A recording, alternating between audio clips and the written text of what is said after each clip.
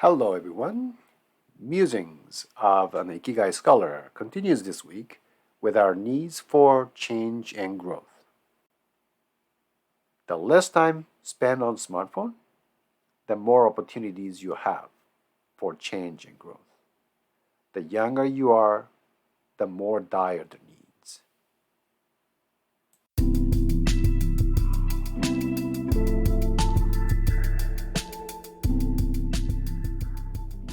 Does change and growth require constant travel, exploration, and adherence to new trends? Not at all. The truth is that surprising ingredients are all around us. If we calm down a little and shake off the dust of customs and practical considerations that clouds our minds, the natural and human worlds that surround us will instantly change their appearance and reveal many unusual things. It shows us an interesting landscape that is incomprehensible to what it is in our hearts and those of others. Even if you don't go out of your way to live a life with a lot of external change, as long as you have a keen eye and a heart that feels things in detail, you can live quietly in the same place all your life and never get bored. Mieko Kamiya, 1966. Change and growth are part of the Ikigai needs defined by Mieko Kamiya when color television was first introduced. Television broadcasts and commercials were the early trendsetters and attention grabbers in the 20th century. The influencers of the past were often famous actors and game show hosts, and their popularity grew with the adoption of color TVs. In a book, The Anxious Generation, Jonathan Haidt makes it painfully clear the impact of technologies and how they disrupt or deprive our opportunities for growth. So, what clouded your mind when you were growing up? In my childhood, it was color TVs. Then my screen time significantly increased when the Nintendo Family Computer, or NES in the US, was introduced in 1983. It was the early days of personal computer adoption. Since my parents did not allow me to have a Nintendo at home, I went to my friend's house to play games. The shift was quick and complete. As a group, we all stopped going to playgrounds and gathered in our living room every day after school to playing in the virtual playgrounds, like Donkey Kong and Super Mario Brothers. As addictive as it was, we could not play games anytime, anywhere in the 80s, simply because TVs weren't really portable, and we had to share them with family watching baseball, sumo wrestling, and other TV programs. For those of us growing up in the 80s, we became the telebikko, the TV generation. However, we were spared from becoming the most anxious generation. Why is that?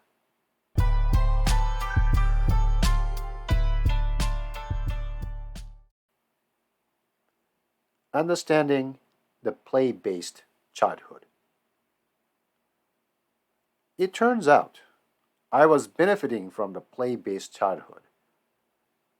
The way I understood it, a play based childhood requires synchronized activities with friends, more often engaging in real time and real life situations. Prior to Nintendo, my friends and I explored places we weren't supposed to, often got injured, helped each other, and learned how to resolve conflicts on our own.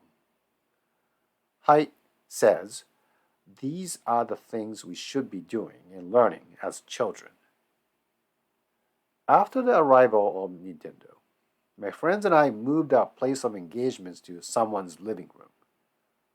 We learned house rules and how not to cause trouble in order to maximize our opportunities for gameplay. Among friends, we still had fights and disagreements. However, we continue to learn how to deal with those situations without adult supervision. We also became a group of 11-year-old strategists, learning how to maintain good standings with adults who set the rules. We chose a gathering place based on the parents' work schedule, always favoring homes where both parents were at work for extended time periods.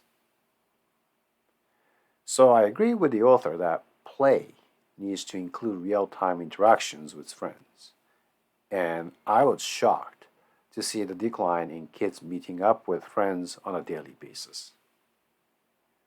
According to this chart, daily meetups have been declining for a long time, with a noticeable faster decline that started around 2011, the time when social media adoption started. I imagine this was the case, but seeing it as a visual gives me heightened concern for kids and our society at large. What have we been doing all this time? Depriving kids and ourselves of having a play-based childhood and adulthood.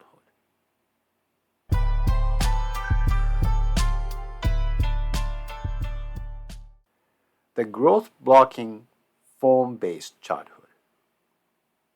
According to Jonathan Haidt, a phone-based childhood is characterized by asynchronous activities that allow you to join and leave as you choose, and play can often be achieved alone without real-time engagement. For girls, this could be producing and commenting on an Instagram post, while for boys, it could be watching a recording of a Fortnite gameplay and evaluating friends' moves and tactics. So the smartphone by itself is not the source of concern.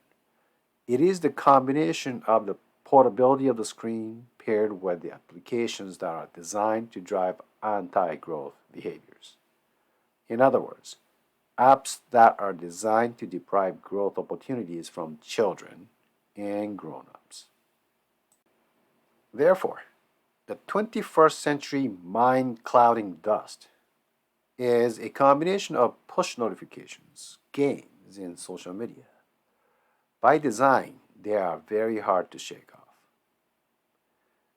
Starting around 2010, social media companies led the way to introduce many ways to grab our attention.